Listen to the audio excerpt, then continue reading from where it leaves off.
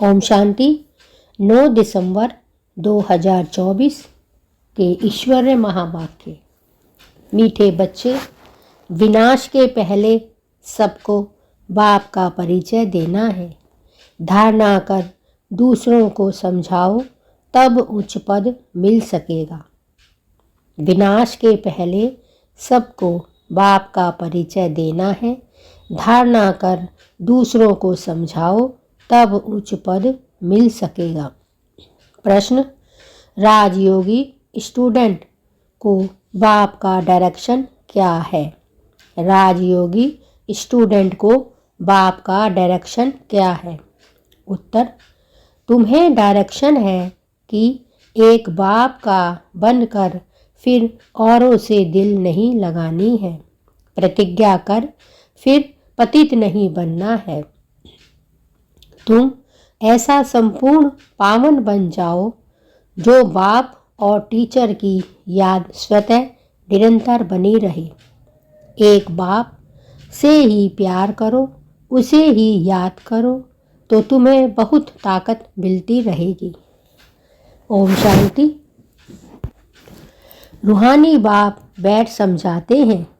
समझाते तब हैं जबकि यह शरीर है। सम्मुख ही समझाना होता है। जो सम्मुख समझाया जाता है वह फिर लिखित के द्वारा सबके पास जाता है। तुम यहाँ आते हो सम्मुख सुनने के लिए। बेहद का बाप आत्माओं को सुनाते हैं।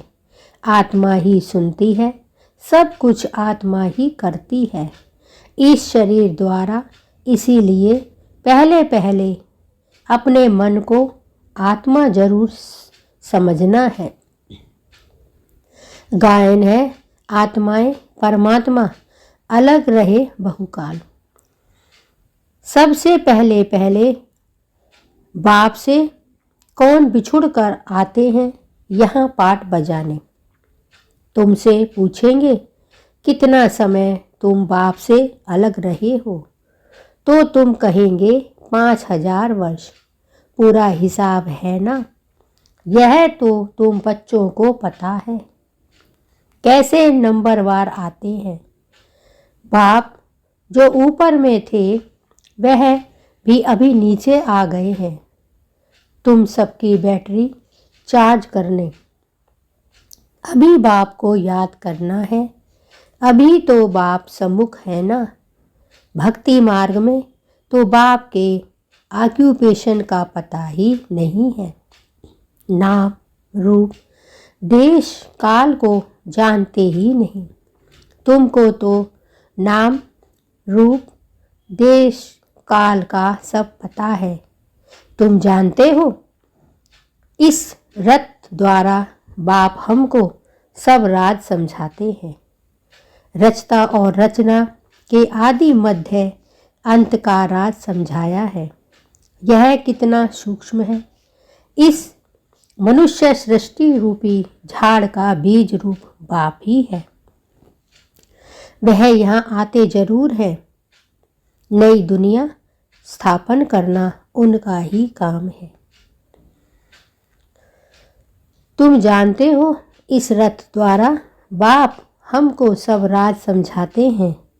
रचता और रचना के आदि मध्य अंत का राज समझाया है। यह कितना सूक्ष्म है। इस मनुष्य सृष्टि रूपी झाड़ का बीज रूप बाप ही है। वह यहाँ आते जरूर हैं। नई दुनिया स्थापन करना उनका ही काम है। ऐसे नहीं कि वहाँ बैठे स्थापना करते हैं। तुम बच्चे जानते हो बाबा इस तन द्वारा हमको सम्मुख समझा रहे हैं। यह भी बाप का प्यार करना हुआ ना। और कोई को भी उनकी बायोग्राफी का पता नहीं है। गीता है आदि सनातन देवी देवता धर्म का शास्त्र। यह भी तुम जानते हो। इस ज्ञान के बाद है विनाश। विनाश जरूर होना है। और जो भी धर्म स्थापक आते हैं उनके आने पर विनाश नहीं होता है। विनाश का टाइम ही यह है। इसीलिए तुमको जो ज्ञान मिलता है वह फिर खल्लास हो जाता है। तुम बच्चों की बुद्धि में यह सब बातें हैं। तुम रचता और रचना को जान गए हो। है दोनों अनादि जो चलते आते हैं। बाप का पाठ ही है संगम पर आने का। भक्ति आधा कल्प चलती है, ज्ञान नहीं चलता। ज्ञान का वर्षा आधा कल्प के लिए मिलता है। ज्ञान तो एक ही बार सिर्फ संगम पर मिलता है। यह क्लास तुम्हारा एक ही बार चलता है। यह बातें अच्छी रीति समझ कर फिर औरों को भी समझाना है। पद का सारा मदार है सर्विस करने पर। तुम जानते हो पुरुषार्थ कर अब नई दुनिया में जाना है। धारणा कर और दूसरों को समझाना, इस पर ही तुम्हारा पद है। विनाश होने पहले सबको बाप का परिचय देना है और रचना के आदि मध्य अंत का परिचय देना है। तुम भी बाप को याद करते हो कि जन्म जन्मांतर के पाप कट जाए। जब तक बाप पढ़ाते रहते हैं याद जरूर करना है। पढ़ाने वाले के साथ योग तो रहेगा ना। टीचर पढ़ाते हैं तो उनके साथ योग रहता है। योग बगैर पढ़ेंगे कैसे? योग अर्थात पढ़ाने की याद। योग अर्थात पढ़ाने वाले की याद। यह बाप भी है, टीचर भी है और सतगुरु भी है। तीनों रूप में पूरा याद करना पड़ता है। यह सतगुरु तुम्हें एक ही बार मिलता है। ज्ञान से सद्गति मिली, बस फिर गुरु की रस्म ही खत्म। बाप टीचर की रस्म चलती है, गुरु की रस्म खत्म हो जाती है। सद्गति मिल गई ना। निर्माण धाम में तुम प्रैक्टिकल में जाते हो, फिर अपने समय पर पाठ बजाने आएंगे। मुक्ति जीवन मुक्ति दोनों तुमको मिल जाती है। मुक्ति भी जरूर मिलती है। थोड़े समय के लिए घर जाकर रहेंगे। यहाँ तो शरीर से पाठ बजाना पड़ता है। पिछाड़ी में सब पाठधारी आ जाएंगे। नाटक जब पूरा होता है तो सब एक्टर्स स्टेज पर आ जाते हैं। अभी भी सब एक्ट्रेस स्टेज पर आकर इकट्ठे हुए हैं। कितना घोर घमासान है। सतयुग आदि में इतना घोर घमसान नहीं है था। अभी तो कितनी अशांति है। तो अब जैसे बाप को सृष्टि की नॉलेज है तो बच्चों को भी नॉलेज है, बीज को नॉलेज है। हमारा झाड़ कैसे वृद्धि को पाकर फिर खत्म होता है। अभी तुम बैठे हो नई दुनिया की सैपलिंग लगाने अथवा आदि सनातन देवी देवता धर्म का सैपलिंग लगाने। तुमको पता है इन लक्ष्मी नारायण ने राज्य कैसे पाया? तुम जानते हो हम अभी नई दुनिया का प्रिंस बनेंगे। बाबा कहते हैं अभी तुम बैठे हो नई दुनिया की सैपलिंग लगाने अथवा आदि सनातन देवी देवता धर्म का सैपलिंग लगाने। तुमको पता है इन लक्ष्मी नारायण ने राज्य कैसे पाया? तुम जानते हो हम अभी नई दुनिया का प्रिंस बनेंगे। उस दुनिया में रहने वाले सब अपने को मालिक ही कहेंगे ना। जैसे अभी भी सब कहते हैं भारत हमारा देश है। तुम समझते हो अभी हम संगम पर खड़े हैं, शिवालय में जाने वाले हैं। बस अभी गए कि गए। हम जाकर शिवालय के मालिक बनेंगे। तुम्हारी एम ऑब्जेक्ट ही यह है। यथा राजा रानी तथा प्रजा सब शिवालय के मालिक बन जाते हैं। बाकी राजधानी में भिन्न भिन्न स्टेट तो होते ही हैं। वहाँ वजीर तो कोई होता ही नहीं। वजीर तब होते हैं जब पतित बनते हैं। लक्ष्मी नारायण व सीताराम का वजीर नहीं बना, नहीं सुना होगा। वहाँ वजीर तो कोई होता ही नहीं। वजीर तब होते हैं जब पतित बनते हैं। लक्ष्मी नारायण व राम सीता का वजीर नहीं सुना होगा, क्योंकि वह खुद सतो प्रधान पावन बुद्धि वाले हैं। फिर जब पतित बनते हैं तब राजा रानी एक वजीर रखते हैं राय लेने के लिए। अभी तो देखो अनेकानेक वजीर हैं। तुम बच्चे जानते हो यह बहुत मज़े का खेल है। खेल हमेशा मज़े का ही होता है। सुख भी होता है, दुख भी होता है। इस बेहद के खेल को तुम बच्चे ही जानते हो। इसमें रोने पीटने आदि की बात ही नहीं।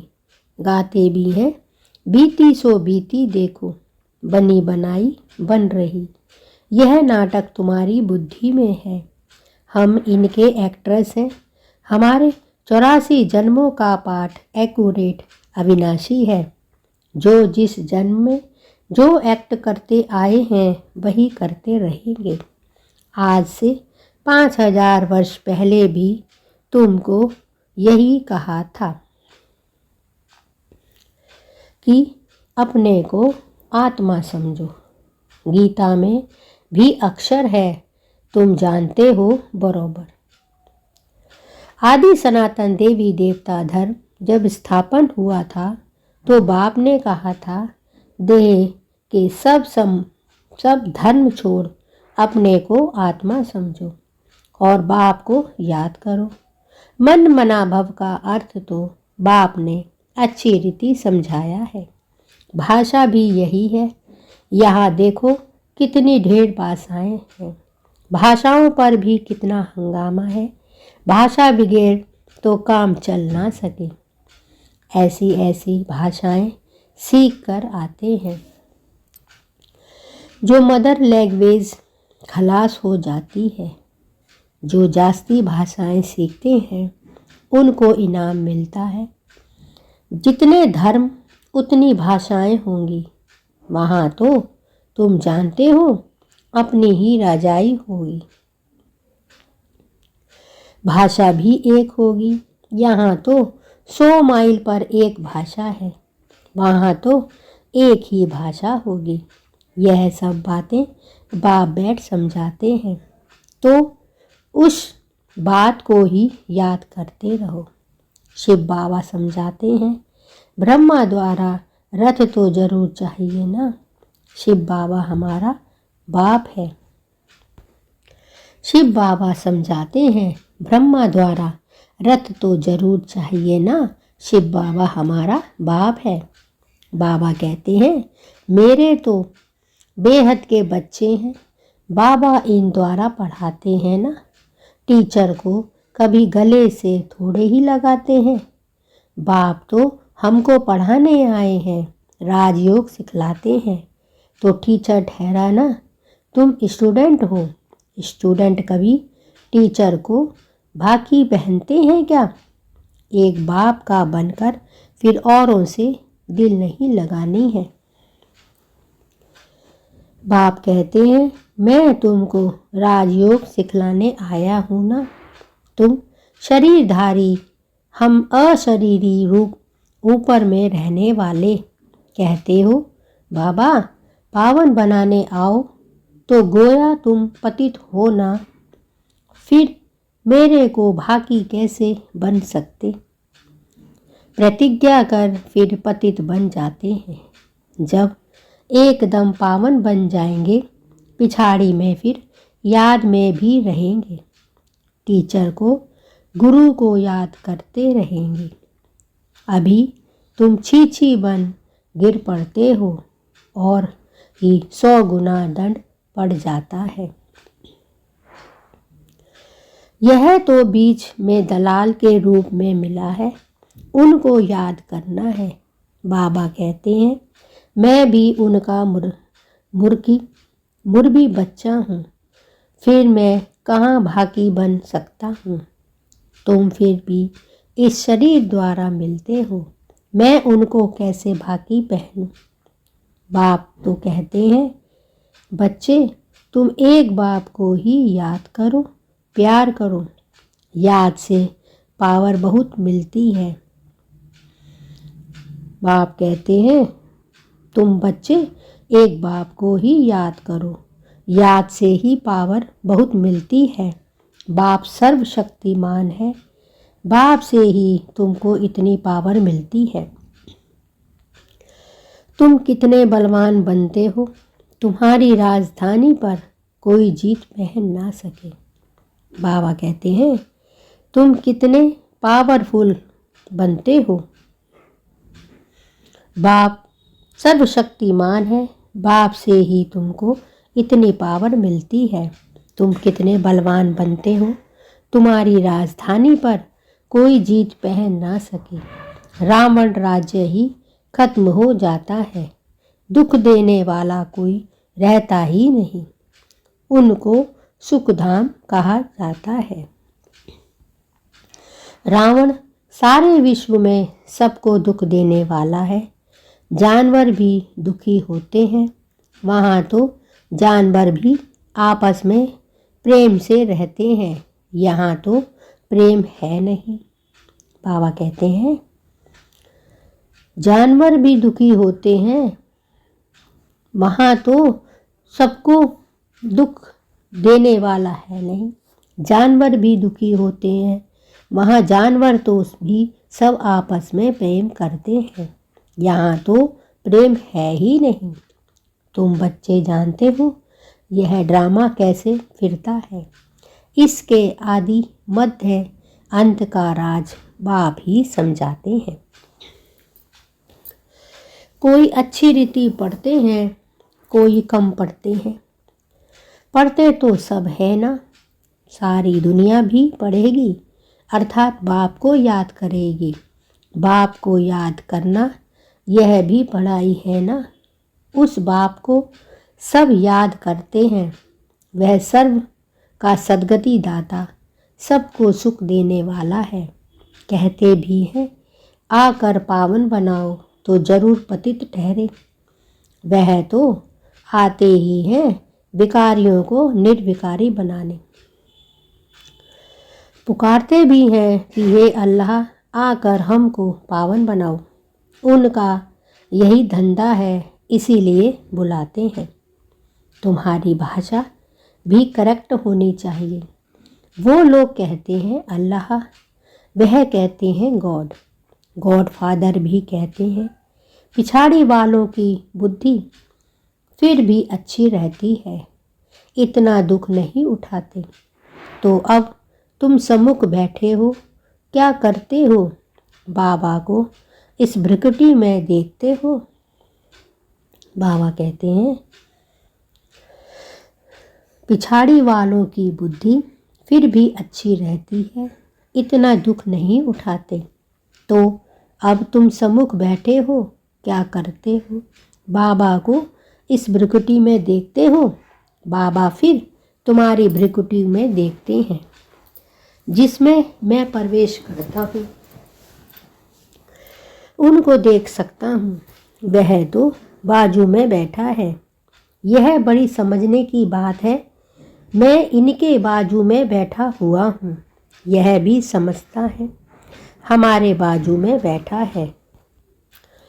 तुम कहेंगे हम सामने दो को देखते हैं, बाप और दादा दोनों आत्मा को देखते हो। तुम्हारे में ज्ञान है, बाप दादा किसको कहते हैं? आत्मा सामने बैठी है। भक्ति मार्ग में तो आंखें बंद कर बैठ सुनते हैं। पढ़ाई कोई ऐसे थोड़े ही होती है, टीचर को तो देखना पड़े ना। यह तो बाप है, टीचर भी है, तो सामने देखना होता है। सामने बैठे हो, आंखें बंद हो, झुटका खाते रहें, ऐसी तो पढ़ाई होती नहीं। स्टूडेंट टीचर को जरूर देखता रहेगा, नहीं तो टीचर कहेंगे यह तो झुटका खाते रहते हैं, यह कोई भांग पीकर आए हैं। तुम्हारी बुद्धि में बाबा इस तन में है, मैं बाबा को देखता हूँ। बाप समझाते हैं यह क्लास कॉमन नहीं है। जो कोई आंख बंद कर कर बैठे, स्कूल में भी कोई आंखें बंद करके बैठते हैं क्या? और सत्संगों को स्कूल नहीं कहा जाता। भल गीता बैठ सुनाते हैं, परंतु उसको स्कूल नहीं कहा जाता। वह कोई बाप थोड़े ही है जिसको देखें। कोई कोई शिव के भक्त होते हैं तो शिव को ही याद करते हैं।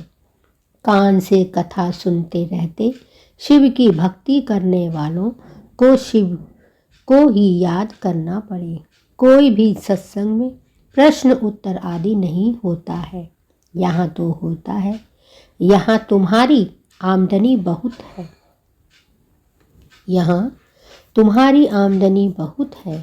आमदनी में कभी उबासी नहीं आ सकती। बाबा कहते हैं कोई कोई शिव के भक्त होते हैं तो शिव को ही याद करते हैं।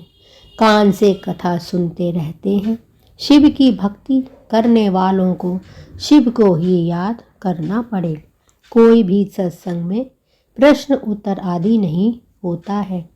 यहाँ होता है। यहाँ तुम्हारी आमदनी बहुत है। आमदनी में कभी उबासी नहीं आ सकती।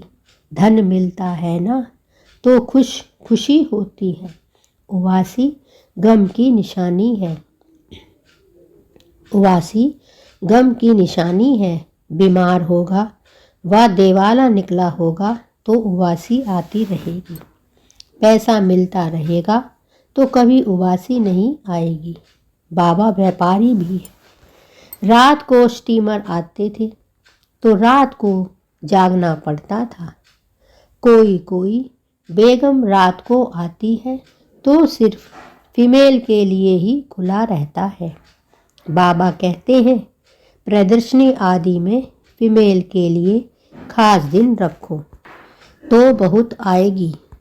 पदेनशील भी आएगी। बहुएं पदेनशील रहती हैं। बाबा भी कहते हैं प्रदर्शनी आदि में फीमेल के लिए खास दिन रखो, बहुत आएंगी। पर्देनशील में आएंगी। बहुएं पर्देनशील रहती हैं। मोटर में भी पर्दा रहता है। यहाँ तो आत्मा की बात है। ज्ञान मिल गया तो पर्दा भी खुल जाएगा। सतयुग में पर्दा आदि होता नहीं। यह तो प्रवृत्ति मार्ग का ज्ञान है। यह तो प्रवृत्ति मार्ग का ज्ञान है ना। अच्छा, मीठे मीठे सिकी लदे बच्चों प्रेत माता पिता बाप दादा का याद प्यार और गुड मॉर्निंग। रूहानी बाप की रूहानी बच्चों को नमस्ते। और हम सब रूहानी बच्चों की रूहानी माता पिता बाप दादा को याद प्यार, गुड मॉर्निंग और नमस्ते। शुक्रिया बाबा, शुक्रिया। धारणा के लिए मुख्य सार। 1. यह खेल बड़ा मज़े का बना हुआ है। इसमें सुख और दुख का पाठ नूधा हुआ है। इसीलिए रोने पीटने की बात नहीं बुद्धि में रही। बनी बनाई बन रही बीती का चिंतन नहीं करना है। बाबा कहते हैं यह खेल बड़ा मज़े का बना हुआ है। इसमें सुख और दुख का पाठ नूधा हुआ है। इसीलिए रोने पीटने की बात नहीं बुद्धि में रहे। बनी बनाई बन रही बीती का चिंतन नहीं करना है। 2. यह कॉमन क्लास नहीं है। इसमें आंखें बंद कर कर नहीं बैठना है, टीचर को सामने देखना है, उबासी आदि नहीं लेनी है, उबासी गम दुख की निशानी है। यह कॉमन क्लास नहीं है, इसमें आंखें बंद करके नहीं बैठना है, टीचर को सामने देखना है, उबासी आदि नहीं लेनी है, उबासी गम दुख की निशानी है। वरदान: संतुष्टता के 3 सर्टिफिकेट ले, अपने योगी जीवन का प्रभाव डालने वाले सहज योगी भव। संतुष्टता के 3 सर्टिफिकेट ले, अपने योगी जीवन का प्रभाव डालने वाले सहज योगी भव। संतुष्टता योगी जीवन का विशेष लक्ष्य है। जो सदा संतुष्ट रहते और सर्व को संतुष्ट करते हैं, उनके योगी जीवन का प्रभाव दूसरों पर स्वतः पड़ता है। संतुष्टता योगी जीवन का विशेष लक्ष्य है। जो सदा संतुष्ट रहते और सर्व को संतुष्ट करते हैं, उनके योगी जीवन का प्रभाव दूसरों पर स्वतः पड़ता है। जैसे साइंस के साधनों का वायुमंडल पर प्रभाव पड़ता है, साइंस के साधनों का वायुमंडल पर प्रभाव पड़ता है, ऐसे सहज योगी जीवन का भी प्रभाव होता है। योगी जीवन के 3 सर्टिफिकेट हैं। एक सर्व से संतुष्ट, दूसरा बाप संतुष्ट और तीसरा लौकिक अलौकिक परिवार संतुष्ट। संतुष्टता योगी जीवन का विशेष लक्ष्य है। जो सदा संतुष्ट रहते और सर्व को संतुष्ट करते हैं, उनके योगी जीवन का प्रभाव दूसरों पर स्वतः पड़ता है। जैसे साइंस के साधनों का वायुमंडल पर प्रभाव पड़ता है, ऐसे सहज योगी जीवन का भी प्रभाव होता है। योगी जीवन के 3 सर्टिफिकेट हैं। एक स्वयं से संतुष्ट, दूसरा बाप से संतुष्ट और तीसरा लौकिक अलौकिक परिवार से संतुष्ट। स्लोगन: स्वराज्य का तिलक, विश्व कल्याण का ताज और स्थिति के तख्त पर विराजमान रहने वाले ही राजयोगी हैं। स्वराज्य का तिलक, विश्व कल्याण का ताज और स्थिति के तख्त पर विराजमान रहने वाले ही राजयोगी हैं। यह थे आज के बाबा के अनमोल मधुर वाक्य। शुक्रिया बाबा, शुक्रिया। ओम शांति।